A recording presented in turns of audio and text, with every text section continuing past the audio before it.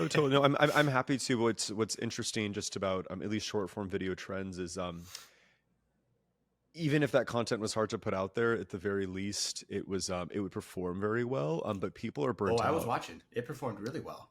People are burnt out. It doesn't do what it did, and that's not the only reason I did it by any means. But it's Mhm. just it's I'm doing it less, and that is one of the main reasons where it's really like the juice is not worth the squeeze. Because I just think if everyone and their mother is speaking on a polarizing topic, then it's no longer a surprise in the feed, and then it's just not a No, good strategy. no, I like it. I like it. Welcome to The Dream Show, where each episode I sit down with someone just like you I'm in a current phase of pushing myself to do things. to decode the meaning behind your dreams and explore their connection with trauma, healing, and the subconscious mind. I do like to watch and see where the dream takes me. My name is Jesse Lyon, your host, a licensed counselor, certified trauma hypnotherapist, and a dream interpreter. So whether it's a nightmare, I don't know why, but I knew that he was talking about me. And he comes storming up to the door. And I remember him shouting, "Where is my son?" a bizarre scene, or something too weird to even describe, It was so traumatic for me, literally, I have blocked all but this memory. we dive in and learn to listen to the messages that your mind is trying to tell you. Let's jump into it. Here we go. Welcome to the show, Joe Nucci. I'm so glad that you're here, and honestly, proud that you're brave enough to share one of your dreams in such a public format. It's personal stuff, and I know that you love dreams, and that we're going to talk about those today and see kind of what conversations we get into. Thanks for joining me. Yeah, I'm super excited to be here. Super excited to share a dream, interpret it a little bit further, a little bit more deeply, and also just kind of learn about the art and science of dream analysis. It was something I kind of stumbled into as a patient of therapy, and I know about it kind of broadly with my clinical training, but it's Yeah. not something that I've had time or space to really double click on. So this is really fun for me too. Nice, nice. Well, and I'm so curious about that because I want to get an idea of you as we start, because we're going to dive into your psyche, into your subconscious, and see what your dreams are kind of telling you. But you've got some information that you're coming into this conversation with because you've participated in Mhm. dream analysis before. I would love if you feel comfortable sharing what that Yeah. was like for you or kind of what style of dream analysis that was. How was that?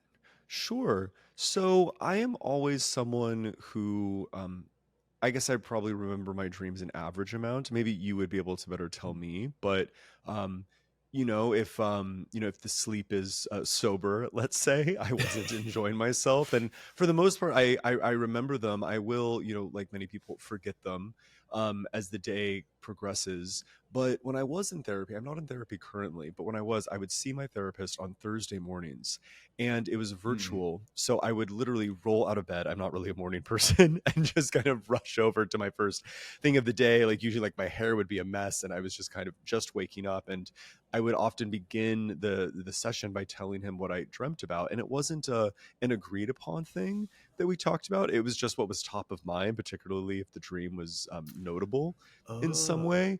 And so I'm unaware that he, being a good practitioner, is writing down all those little details week by week by week. And one day he says the most interesting thing to me. He says, "Have you ever noticed that all of your dreams take place in a home?"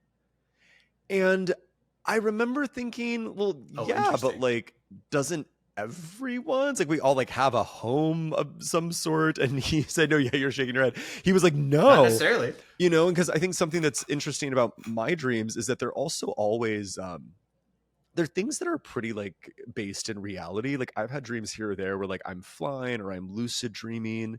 And I'm not saying that everything I dreamt is something that like has happened or could literally happen, but it's like it's always with like people I know, and like maybe it's like their roles are switched around, or it's like, I'm like married and having sex with like a friend or like whatever. Like it's always like weird. And I wake up and I'm like, oh, that was so weird.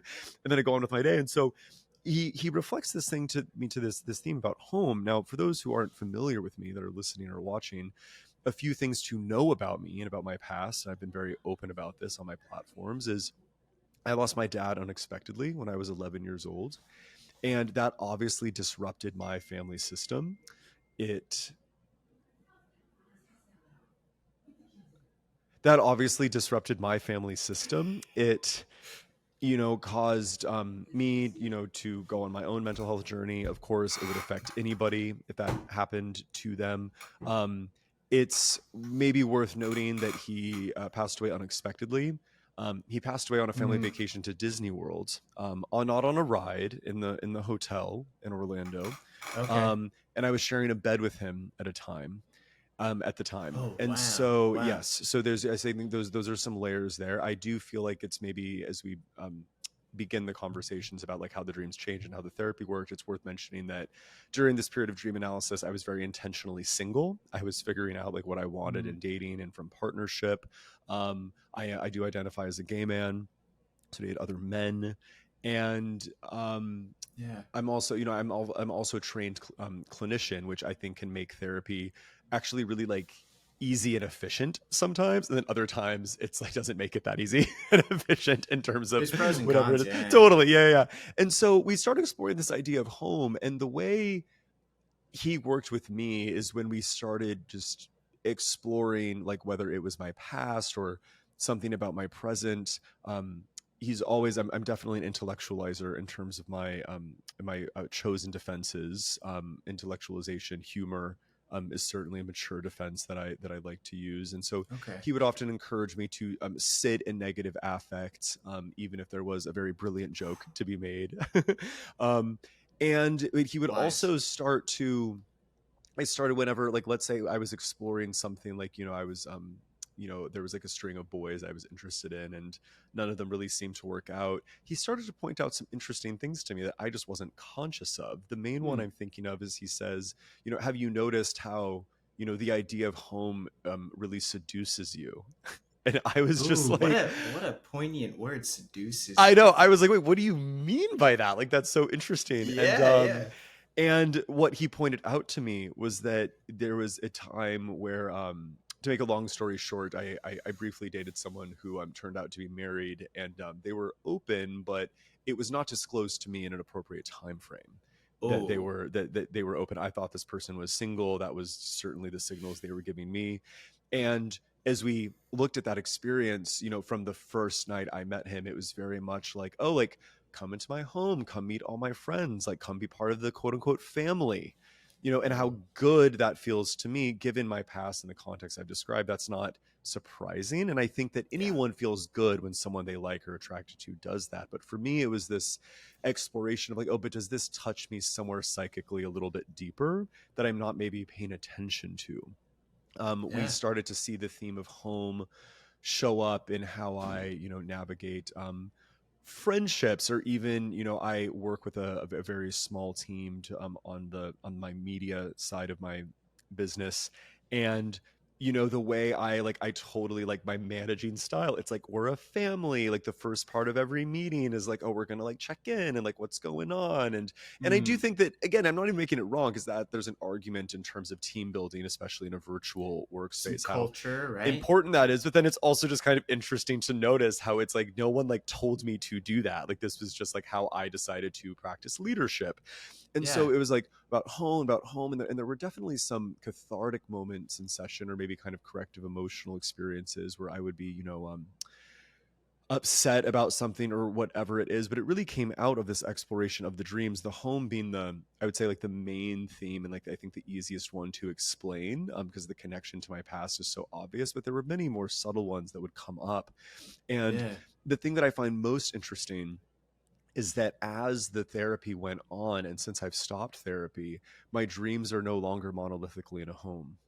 And it's not something I really like noticed or put my finger on, because the like the different kinds of dreams I was having when they were always in homes, I mean, that could look like so many different places, what I mean? It really didn't it didn't really point out to me. And so that was kind of my intro to dream analysis, was really from the perspective of a patient, and not from the perspective of a practitioner, which is pretty neat, I think. So it was very much, I mean, this therapist of yours did not have their name out there as like a professional dream interpreter. That's like their specialty. They just were a very diligent clinician. They were writing down your dreams as you would tell them, and they started to draw their own connections and say, hey, here's an interesting question. Have you noticed this pattern? And then reflect it back to you so you can sort of sit with that, along with the encouragement of, sitting with negative affect. It's like, well, what does home mean?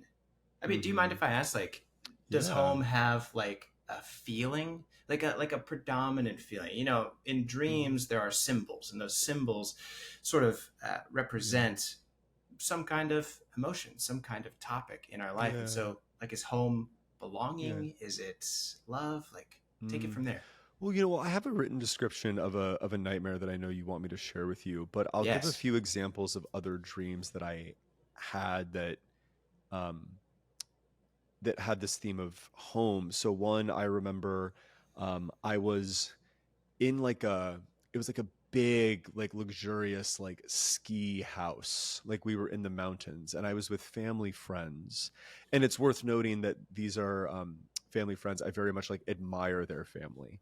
Okay. And it's kind of positive like, symbol. if totally. And I would say that, nothing's going to happen to my immediate family, but God forbid if something were, like, I would want this family to kind of adopt me. Like, I want to spend Christmas with them. You know what I mean? Yeah, they're like, they're great, like in every way. Okay. And so I'm with them and I'm actually trying to practice therapy on my computer, virtual therapy, but people keep on coming into the bedroom. And it wasn't a bad dream. It wasn't stress. It was almost comical because for some reason, like Selena Gomez was like my patient.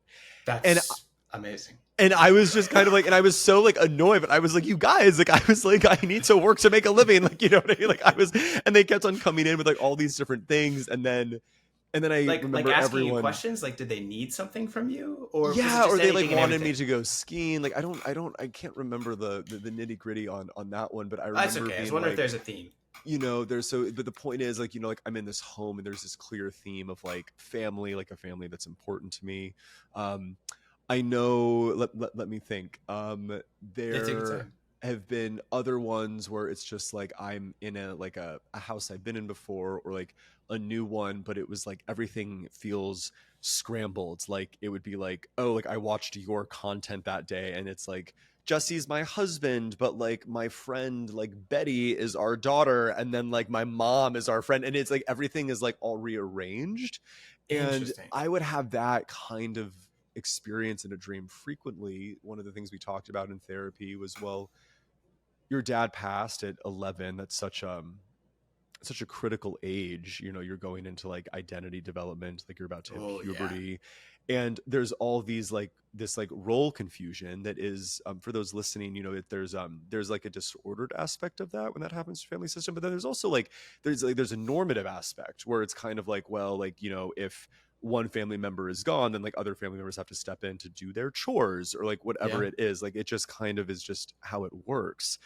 And so I always I began to understood that disorienting aspect of the dream where I would wake up and be like, oh, that was so weird. Everyone's roles were switched around, is maybe an understanding of like, well, maybe my role got switched around when I was younger, and maybe unconsciously that's still painful for me, or at the very least it is very clearly, like it would for anyone, it would shape who I am. Certainly. So a home doesn't seem to have a specific emotion for you. It would be like a ski lodge home or a childhood home or this person's home, but it was just interesting that it always happened in a home. I was wondering if there's consistency to that symbol for you, like during that period of your life when you're in therapy. Like a core emotion, even. Is there a core emotion when home comes up? The emotion that immediately comes up in this moment is this That's emotion of like desire or longing. And it's a desire to feel like whole, belonging, desire to feel desired, wanted. I think I'd say things like that is probably what it represents to me. I mean, when I think of home and family, I'm not totally sure. Like things that don't come up for me, I'm just like noticing it's like stuff like security or like traditions or like or like legacy. Like it's like, which I could imagine could be the anxieties related to home or family for others. Like that's not really what comes up for me. When you think of desire, like you said, home is kind of like desire. Is that more from you out, or the family towards you? What direction does that emotion go when you're thinking about home? Is it like I'm desired or I'm desiring? The former. Yeah. Yeah. I'm desired. Mm-hmm. I'm wanted. Mm-hmm. Gosh, that's relatable. Yeah. Hmm. Yeah.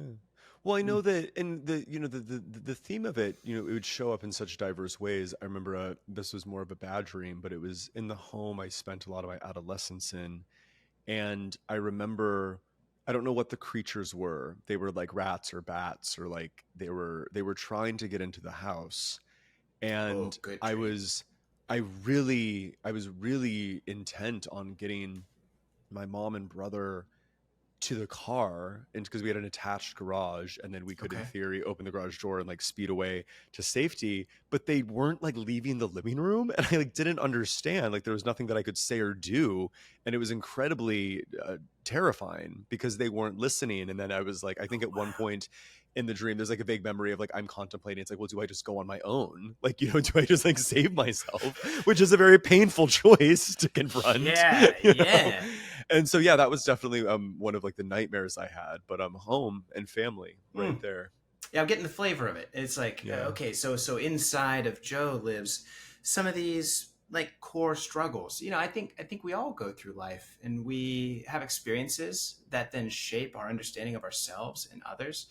And kind of from those experiences, people sort of emerge with like some core themes. I mean, maybe the most relatable is, like the movie Inside Out, right? There's like core memories. And so things revolve around, a repeated either conflict or theme. And so this is helping me understand some of these formative experiences, maybe develop this emotion, and it revolves around this symbol of home. And maybe it relates to the emotion of deeply wanting to be desired, to have somebody who wants me close. Like this family is like, I want to be with this person, and being on the receiving end of somebody who desires your company is gosh, deeply human. Yeah absolutely. Yeah. Well, let's we're about to launch into your dream here. Let me shout out, I've got somebody who helps me with this YouTube show. Her name's Julie. She does a lot of our screening, a lot of our scheduling. So got to shout out her channel. She runs a Instagram and YouTube called Empowering Me that helps individuals who have been through trauma share their story. And so appreciative of her for volunteering her time to help me out. And so little plug for her as we get into this. But maybe for those who are listening, I kind of want to describe what we're doing here, like set the stage, so to speak, as we go into this nightmare that you brought with us. You said it's kind of spooky, actually. So this would be good. Yes, this was so Jesse asked me, if I could write down a dream, and I didn't actually have to take the time to write it down because I began to be very intentional with texting my therapist when we started to focus on the dream analysis in our treatment. And this is one that is only one of like the worst nightmares I've ever had. And I mentioned this in a follow-up text to him. I think it's worth putting it before, and I would love to know what you think about this too, if you wouldn't mind sharing for just a moment. But when I do have bad dreams, I am almost always able to wake myself up. I almost always know that it's a dream, and I either consider that a blessing. Oh, totally. Oh my gosh! So I don't know, like I'm trapped in it. I don't know what that says about like me or like my psyche or like a skill or like an ability, but I was just like, I've always been it's maybe always very analytical. It's very interesting. Well, sometimes like in the moment, like it's not that I'm like analyzing them, but I'm just kind of like, oh, like this isn't good for me to stay in, and I just like I exit, like I go and jump off a platform like an Inception, or I just like really strain and then I wake up. Wait, so do you become lucid then? Like you're aware, like, okay, this is a miserable experience, I'm probably dreaming, I need to wake myself up. Like, in bad dreams I often do. I've only properly, my understanding of lucid dreaming is you can really influence like the content of the dream in real time. I have very I've achieved that sometimes, but I just remember that like there have been a few times where it's like I'm aware enough to know that it's a dream, and then it's like I want to turn it into like a fun like sex dream or something, or like I want to like blow stuff Yeah. up, or like, you know, like whatever like people would want to do, but then like I can't, and so it's like I'm there and I'm like trying to like have powers or something, or like I'm trying to like change it to like a beautiful like scene or something, and like it just doesn't work. Yeah, yeah. But with bad dreams, I've always been able to wake myself up. I said to him, it's interesting in this text of the description, I said, I pointed out that I couldn't wake myself up from this one. Oh, so this one's particularly unique. Yeah. There's actually a lot of research into lucid dreaming. I'm a member of the International Association for the Study of Dreams, and I usually present every year on some topic. And so the godfather of lucid dream research is Dr. Stephen LaBerge. He's got a beautiful last name. Yeah. And so when you're researching something, you have to define what you're researching first. And so they had to come up with a definition of, well, what the heck is this thing, lucid dreaming? And so the scientific definition for study is any time that you're aware of a dream while you're dreaming. So it sort of eliminates the requirement to have control. Some people do have control. They can have magical powers. They can have sex with people that they want, or, control, explosions like you're talking about. But that's not the requirement for it to count as a lucid dream. It's just any time that you're aware you're dreaming while you're dreaming. So with that definition, how often would you say that you're aware of the dream while it's taking place? Because that's very interesting to me. I'm more aware of it when it's a bad dream. When it's a nightmare, that in like the consistent pattern is that I don't get into it very far, and then I'm just like, I don't like this. I wake myself up, and then I go right back to sleep, and I don't usually fall right back into them. Okay. Or I get up and like get some water, or like use the restroom or something, and then go back to bed. Reset.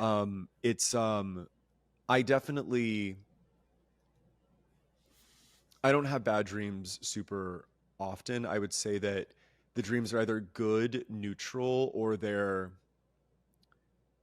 like even thrilling, or I would say even like anxiety inducing. Like I'll wake up from them with like my heart racing, but they're not, I wouldn't describe them as nightmares. Like they were just like, it was like a stressful situation or like a bit of an adventure, you know, or like whatever it might be. Yeah, that's what I would say about that. No, that helps a lot. Yeah. One of the setups for this, dream therapy stuff is a lot of people can get very frustrated with their dreams. They almost feel like self-sabotage. And that's been a huge part of the work that I do. I think that things begin to unravel when we start to get at war with ourselves. I think one of the worst things that you can do is to make yourself your own enemy. And so if you wake up from a nightmare and you start to be mad at yourself or mad at your own brain, we're not going to be able to make a lot of progress towards the goals that we want because we're at war with ourselves. So I like to share the message. It's like, if your brain has taken the time to give you a dream and it's working hard to process the experiences and emotions of the day, there's something beautiful and valuable about that. And so it's not literal. I know the nightmare is tough, but sometimes healing is tough. Just like therapy, it's difficult to dig into those things, but the journey's worth it. And so I try and share that same sort of vision, or at least emotion, as we come to ourselves to the dream. The nightmare is trying to work itself out. And the evidence of this is that the very first symptom that develops with PTSD or any kind of complex trauma are the nightmares. That's the early warning sign. And so by intervening with counseling into nightmares, it's like an early intervention system for mental health. And then also, what a greater way to understand where that emotional baggage or pain really lies, because while we are asleep and the conscious mind is dormant, all of that amygdala, hippocampus, sensory firing is taking place. You get to see a raw image of what is the real problem without the interference of our conscious thought, our, intrusive thoughts, our self-deprecation, our, I shouldn't be thinking that way. The subconscious mind doesn't care about that. It's just raw. Right. And so that's why I value nightmares so much, though they're painful. So with that heart going into this, I'd love to hear more about this nightmare, because I wonder what valuable insights your mind has painstakingly shared with you. Sure. So I had this nightmare a little over a year ago, it looks like, and I sent it at 6:33 in the morning. I woke up Fresh. and wrote it down. It's very fresh. And I will read you what I sent to my therapist. Please. My dream last night was a nightmare. The mother, I put mother in quotes, was cruel and used psychological abuse to control children's behavior. She would regularly kill the children and replace them with new ones and get the children to trick others into coming into the home where they could never leave. An old friend tricked me into coming into the house. There was this other girl I went to high school with as well. In the house, the children did pointless chores and were often tortured. For example, if one child made a comment about wanting to go to the mall to see a movie that had come out, she would customize a punishment based on the movie theme. The children were constantly cleaning the house to the mother's bizarre specifications. Sometimes I was one of the children, but other times I was simply a passive observer. Eventually, one of the children escaped by stabbing the mother, but the mother was strong and chased after the child into the city. At the park, the child was able to convince an adult that he needed help, but the mother was cunning. She told the stranger that the child had mental health issues and pointed to her wounds as proof. In the end, the child won. The mother was dead. His coworkers, I don't know who I'm referring to with his. I think it was the man that the child stranger in sought the help park. from. Yeah. Moved into the house with the child, but then the house was redecorated. They watched movies and hung out. It was a happy ending. I woke up covered in sweat. And then in the next message, I say other details.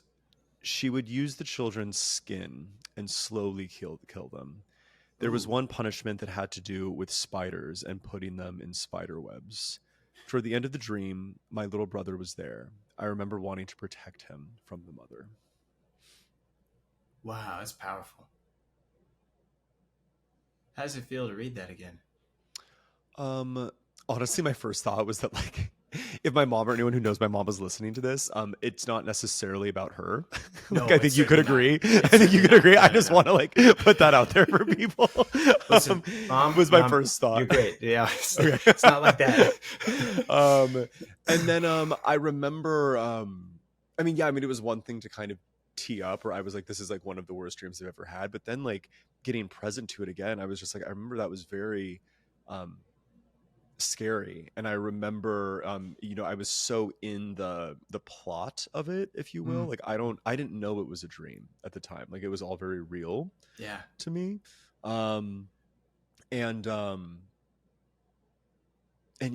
guess one thing that's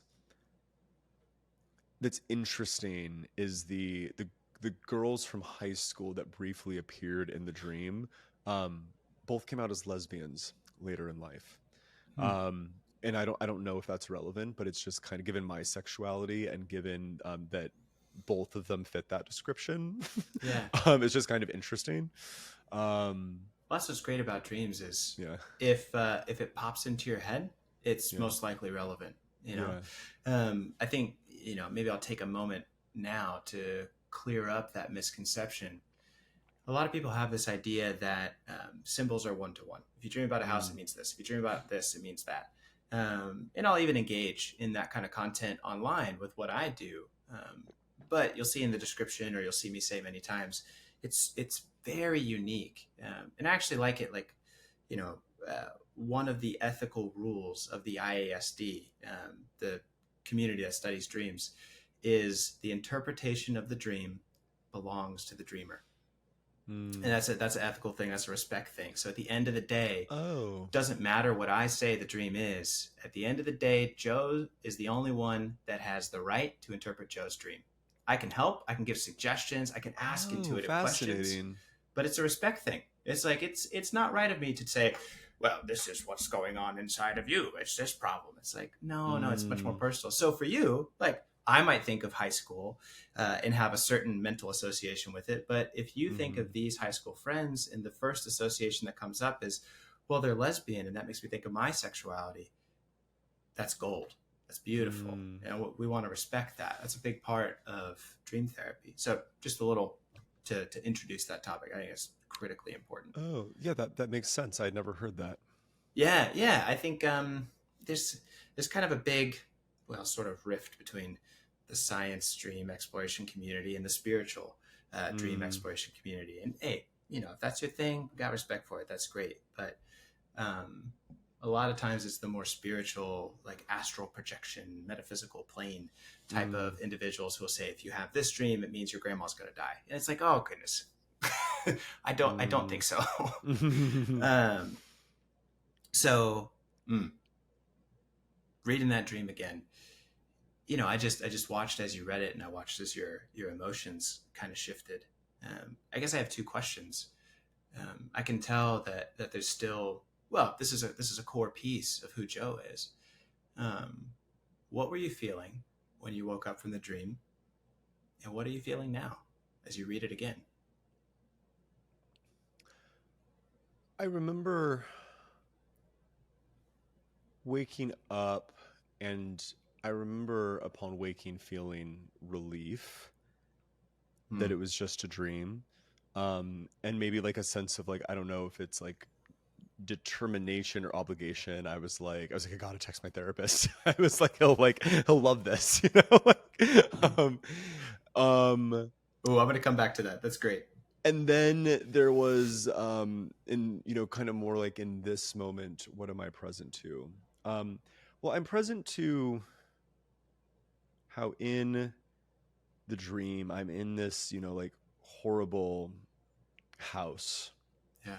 This house of like tortures and control, and I know that I am somebody who like values autonomy and agency, both like in himself and others. And so I find that that theme is specifically like scary to me on a whole number of different levels. Well, there's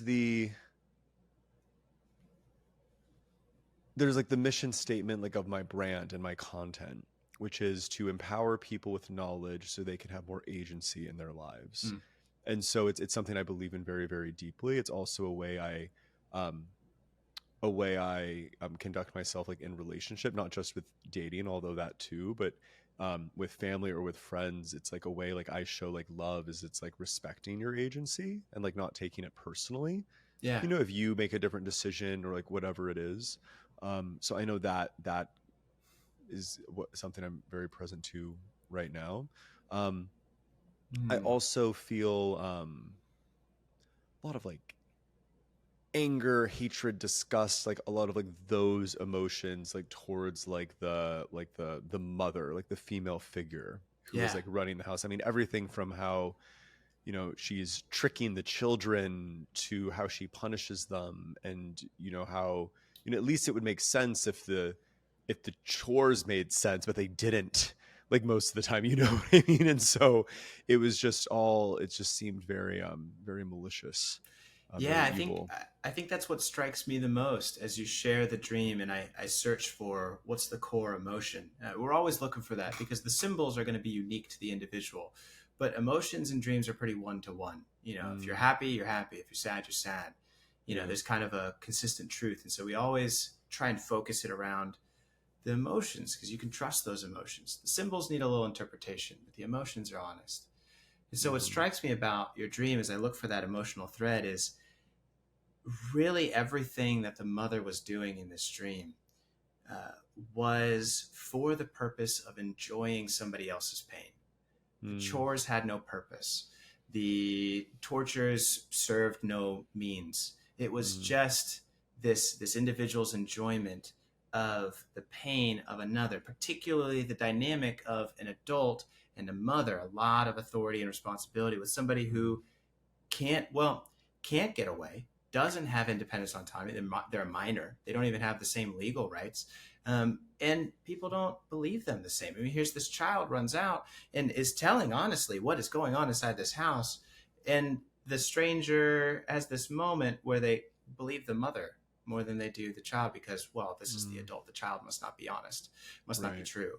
Mm-hmm. That strikes me so much. And I wonder, I mean, maybe we can get into this, maybe it's too deep, but I wonder how you've experienced that in your life.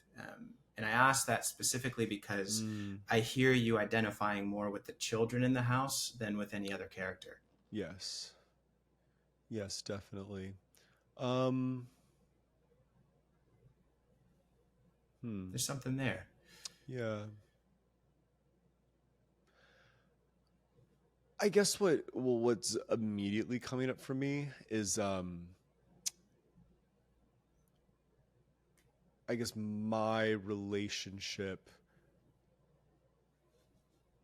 to authority, like whether it's, you know, authority in general or like authority like in medicine. I'm someone who believes deeply in like all the standard best practices in Western medicine, and I'm also a total like supplement junkie, you know, and like all the other like stuff like that. And so there's a certain like I typically attribute it to a certain like open-mindedness, and of course that's been informed by like other life experiences, like as far as the health stuff goes. But that was one example that just immediately came up, where it was just kind of like, I know that sometimes when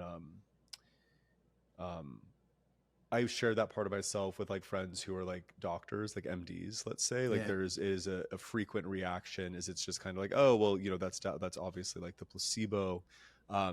And it's kind of, and I'm sure some of it is, but then there's a lot of it that certainly was not, because you all told me that this wasn't a problem, or it wasn't a problem that you could fix. And this fixed it. And so I think I am somebody that has like a healthy skepticism around like authority, or the maybe the morality of just like a given like popular like norm, right? It's like, oh, well, like parents always know what's best or whatever, and it's like, well, that's true till it's not. Yeah. yeah Yeah. I mean, as a therapist, I don't think that's very true. But I was gonna say, I mean, that's not what shows up on my couch. I mean, yeah, totally. And so I think there's something kind of interesting about that. I think there's also something about like feeling like I don't know, like I'm just thinking about like, oh, like feeling protective of my brother, feeling like there were times as a passive observer where I do remember feeling like I wanted to like protect like the children in the house, but like I couldn't, because I was also trapped there at certain times, but then B, there was kind of this like, it's like I was there but I wasn't there, you know, like almost like a ghost. Like it's like I could see everything going on, but no one was really like acknowledging me. So it does feel fitting. Yeah, you identify more with the emotion of the children than anybody else in the dream. You know, sometimes you're a part of it, sometimes you're not. This distrust of authority, this well, let me ask that. I don't know if you explicitly said it, but like this feeling of helplessness, like is that a component of it as well? I would say so. Mm-hmm. That okay. Let me move in a different direction.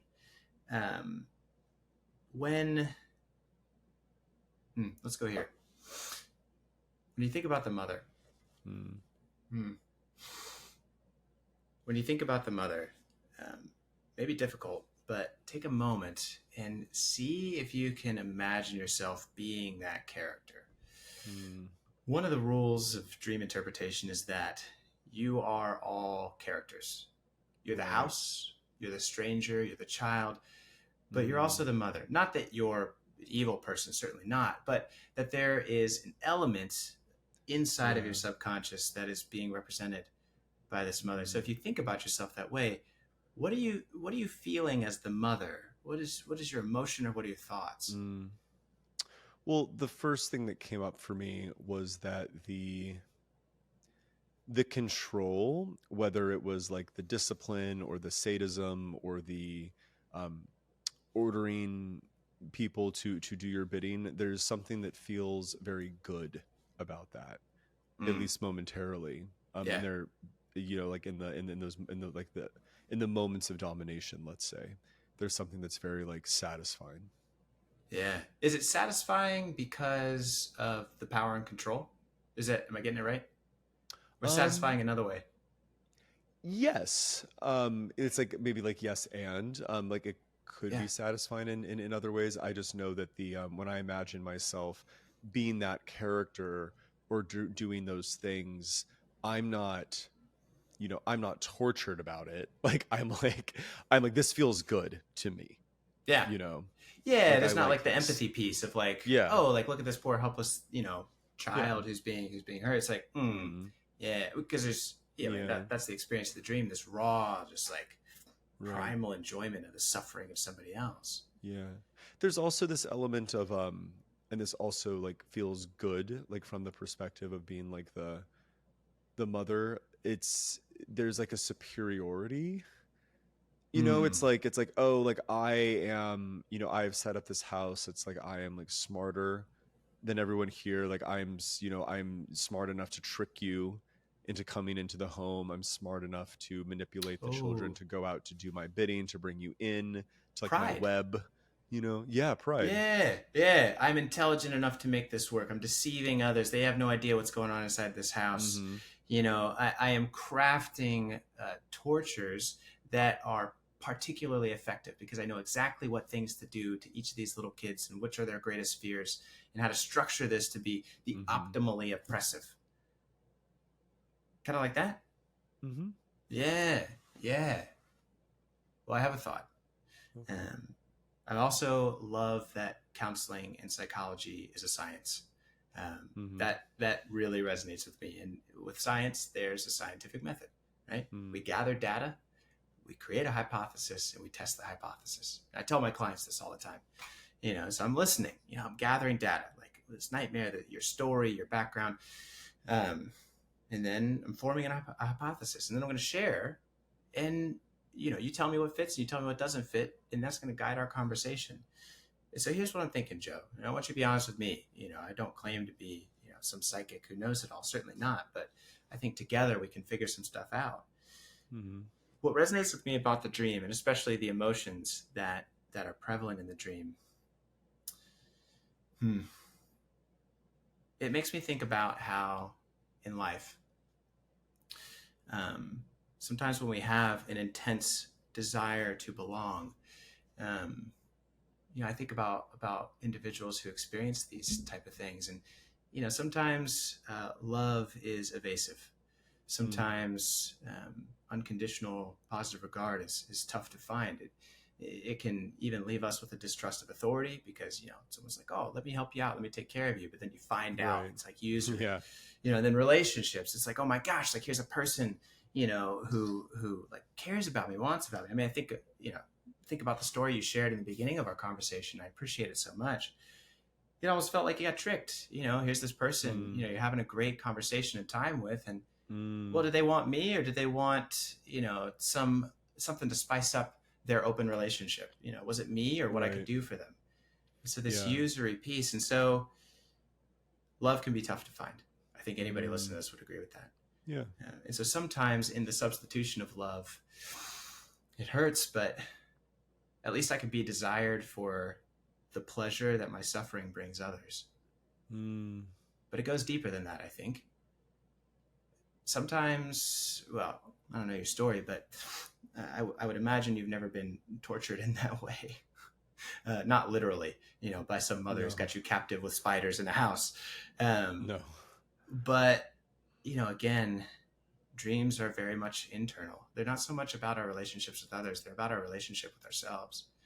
And so there's a part of me that wonders, and this is my question to you. Are there times where you torture yourself because you know that working so hard, by giving so much, by sacrificing so much to protect others and give them the knowledge and wisdom and security that you craved so much, allows you to feel a sense of belonging that maybe is a deep part of your, just core desire. Sometimes we're the ones that torture ourselves because we want to belong. Does that resonate? Right. It does. Well, the word that initially came up for me when you asked the question was I don't think of myself as someone who is like torturing himself, but I do know and am proud, I would even say. There's like we brought up pride earlier. Yeah. of the fact that I can be, when I want to be, an incredibly disciplined person. And so I know that, I brought up like my health journey earlier. Basically the long and short of it is, and I'm fine now. I'm absolutely fine. But it took me a while to heal from just some like chronic like infections that I contracted. Yeah. And I know that a big part of that process was the medical doctor that I mentioned, but it was also working with a really gifted naturopathic doctor who kind of opened my eyes to a lot of that stuff. And in that time period, it was like, and I already had this in me, because I was, whether it was like my fitness journey or being interested in nutrition or being interested in, just being like a high achiever with school or whatever, I would easily like it was be like, okay, that's fine. Like no booze, no cannabis, no sugar, no gluten, no dairy. Like I will stop all of this for the anti-inflammatory benefit. Easy. Like I'll just do it. Yeah. And there is a certain deprivation in that. And there's a certain like, if I'm, near like a bakery, right? Or I live in New York City. So like I'm walking by like a famous like pizza place or like whatever, right? Like there is something a little bit like tortured about that.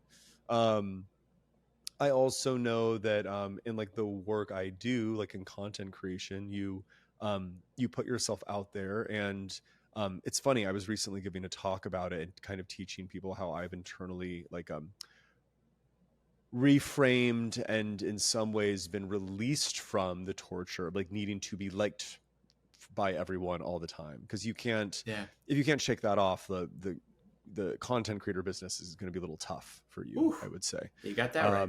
And so, but there is kind of this element of like getting desensitized to like the pain of that, to like the torture of that, like initially, because I couldn't have given that talk 2.5 years ago when I started. 2.5 years ago, I would get one trolling comment and I'd be like calling my friends. I'd be like, can you believe what this stranger just said to me? And so that has come up for me.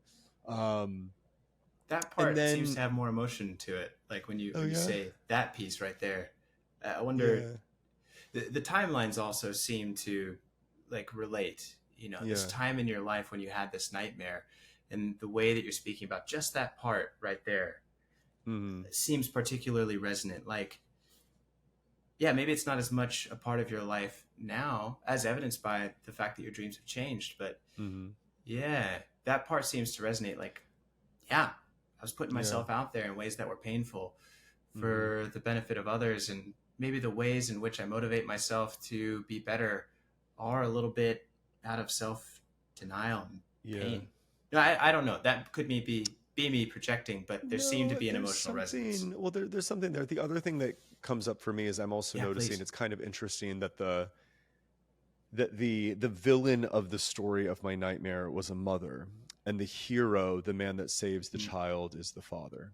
And I think there's something, I don't know. I just wonder if there's something about like the energies of like the masculine and the feminine, or gender roles, or I'm not sure, but I do think it's interesting because I associate quote unquote discipline or quote unquote torturing yourself to be like better or to like grow is kind of like something you learn from like father, like stereotypically, like that's very like kind of like paternal, versus typically it's like mother, again in a stereotypical like heteronormative context or whatever, but this is still like the mythology that spans across cultures and times, which is that it's like that's about like the nurturance, the acceptance, like the safety.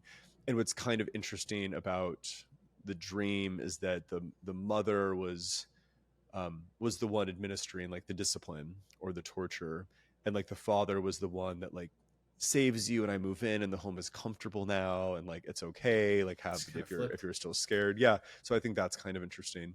I'm glad you brought that up, symbolism, because that's kind of where my mind was going next. It's like we talked about the torture dynamic, but the next part I kind of wanted to bring up was again we're speaking in terms of like almost psychodynamic Jungian archetypes, not heteronormative Western culture, right?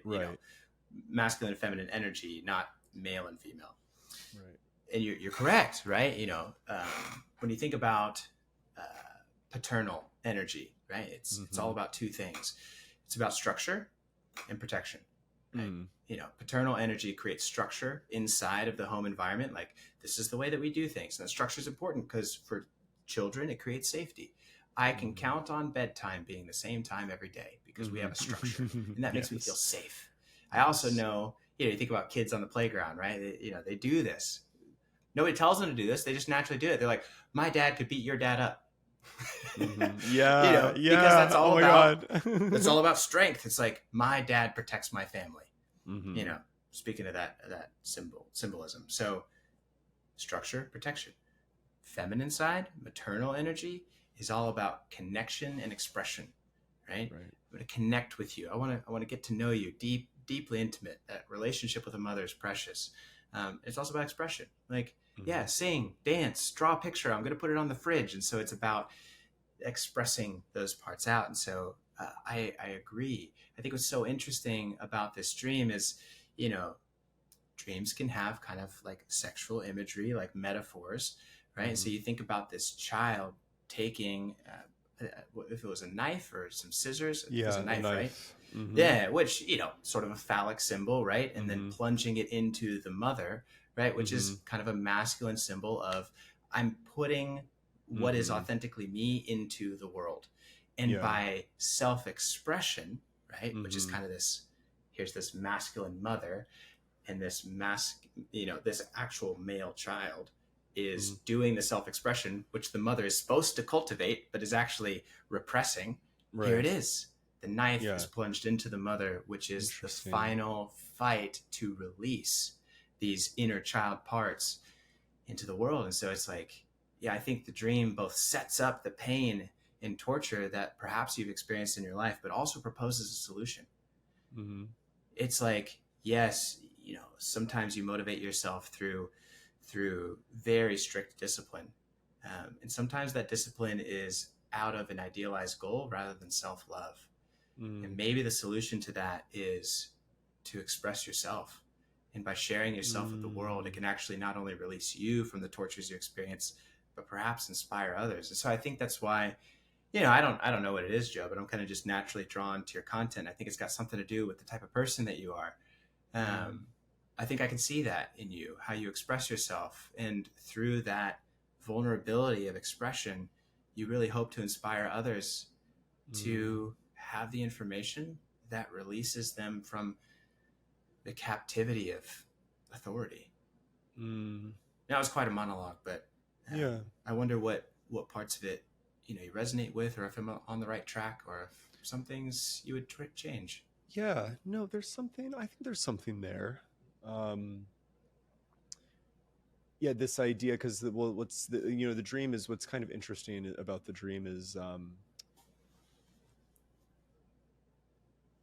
just you're talking, and there's this idea of like the agency of empowering others, of like self-efficacy, my self-efficacy specifically. And what I'm thinking about what I said to you earlier, which is like, well, I usually just wake myself up from a nightmare, which is so like efficacious, like just by itself. But then it's kind of interesting to notice that this is one of like the scarier dreams I've ever had as far as nightmares go. But there is actually a happy ending, just by like letting it play out. You know what I mean? Which is kind of compelling, I think. Well, and it resonates so much with what you found particularly profound about your relationship with your counselor, which is, he would say, hey, hold on, Joe, come back here. Yes, exactly. Sit with this for a minute. So it's so cool that your subconscious is kind of resonating with that advice of, hold on, Joe, sit with this. Watch as the wisdom that's deeper in you has a resolution to this that's better than anything you could have consciously come up with. And that's it is pretty profound, I think. I think oftentimes we distrust ourselves. Like, well, if I let my emotions really work themselves through, what calamity will follow? But then you let them do it, it's like, right. Whoa, yeah, of course. That was deep. Totally. Yeah, it's something I tell patients all the time. It's not my line. I don't know where I picked it up from, but it was just basically the empathic confrontation is, well, have you tried telling the truth and see what happens?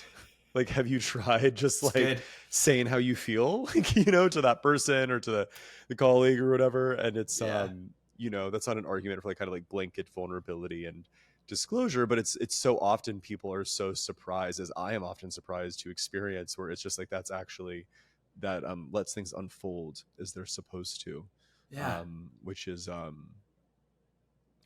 whole nother conversation, but that's where my mind is as I think about this dream. What's kind of been interesting about doing this with you is the I guess I wasn't expecting to be in such like have such like positive feelings like as we like dissected it, because I That's guess great. my like well because I guess with and you know I guess it just depends on the dream, it depends on the day or whatever, but it's like I guess like my experience with my therapist often was like I mentioned, he was kind of always encouraging me to sit in negative affect, and so I was just kind of like I was like, oh, I'm gonna like give him this like really like, you know, I'm gonna give Jesse this awful nightmare, and then like and then it's like I'm gonna cry on camera, and like it'll be great content, but like I don't know if that'll be fun, but like this is fun. Like That's great. That's great. Well, you know, I think that's yeah, maybe different dream, different context, but I just don't think that's the point of this dream. Like, Yeah. you know, I think it's so funny that you say that. Like, you were willing to cry on camera. It was there if it needed to happen. Yeah. But I don't. I think that's the message of this dream. Is like, you know, you're so willing to put yourself out there and like do something that is painful for you for the benefit, right? And that is what this dream is speaking to. Yeah. Is like, you don't have to do that. You can actually just enjoy yourself. And there's something beautiful and deep and profound and a gift to others when Joe takes time to make himself happy and do what is authentically him. Like, you know, that knife plunged into, I'm going to deeply share myself with others. Is going to cut through the pain. Yeah. Because I want to. I'm angry. I want justice. I want freedom. I want autonomy. When you do the things that make you happy, I think the world becomes a better place. Yeah, and you know, it's interesting like that the moment in the dream where the child is able to then go like finally leave the house, even though it's scary. There is this element where it's like, well, he is hurting the mother, but he doesn't actually kill her. Because she's able to chase after him, she's able to like use her wounds as like a manipulative like tactic, but it's really she gets taken care of. You know, like in like the altercation like later in the park. I don't actually really remember what happened, but I don't think it's accurate. It's not my memory that the child finishes the job. I think it's like other adults, and so it's kind of this interesting.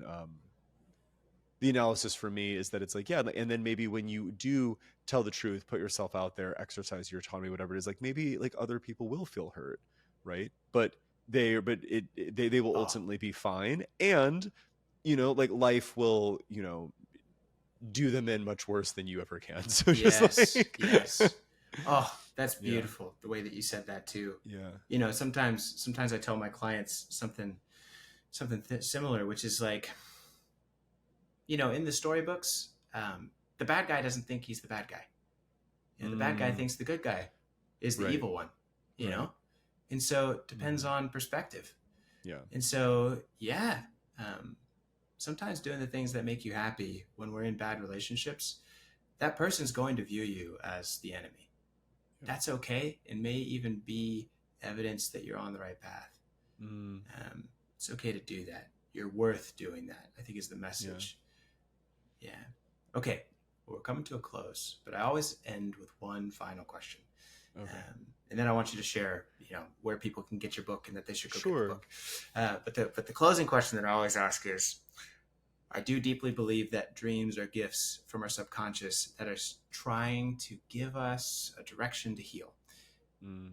So based on this dream and the work that we've done today, what needs to change in your life? What changes is your mind asking you to make? It's like, hey, please listen. Could you make this change? It would help us so much. Yeah. Well, I'll answer it in two parts. The first part is that, you know, this dream occurred over a year ago. And I think a way that I have changed in this past year is I have really practiced taking that advice that I love to give that I mentioned earlier, which is kind of like, well, have you tried telling the truth and see what happens? And less so in as like a content creator or like whatever, but more just like in personal life and personal relationship. And doing it in a way that is honest and is clear, but is also like, you know, compassionate. And I do think that I've changed for the better because of that. And as I think about just like where I'm at, like in this stage of life, I am in a life transition right now. And I've been thinking a lot about how as things change, you know, or organically, like what does it mean to actually have that communication with people, like for like just as a basic example, because I think it's sounding a little abstract. Yeah. Like a lot of exciting stuff is happening with work, which means I'm going to be like working more, which means there are some friends and people I know who I enjoy being social with, like I'm probably just not going to see them as much. Yeah. But what does it actually look like? What I've been thinking about is like, what does it actually look like to acknowledge that and actually, again, like say the truth, Tell the truth. you know, and like, and not in like, you know, in a, to do it in a balanced way. And so it's kind of, I think, a continuation of the lesson of the dream, but just in a different context. That's speaking to me too. I think that's what's so cool about dreams. There's a good research study that was actually done about the social effects of dream sharing. They were able to show that when people share their dreams, it actually dramatically increases empathy. Whoa, Which makes is really sense to cool. me. And so the hypothesis based on the data is, well, dreams are real troublesome little buggers. And if we have evolved as creatures, like, you know, whether you believe we're created or evolved, whatever, it's like, what function does this serve? Don't you think like the more successful people would dream less? And it doesn't seem to be true. So what functions do dreams serve? If they're there, they must be there for a purpose. And so the hypothesis is, what if dreams persist because they are one of the most effective ways for human beings to generate empathy between one another? And so listening to your dream, I mean, Joe, I gotta be honest, like it's speaking to me, like learning that lesson of what if you just told the truth?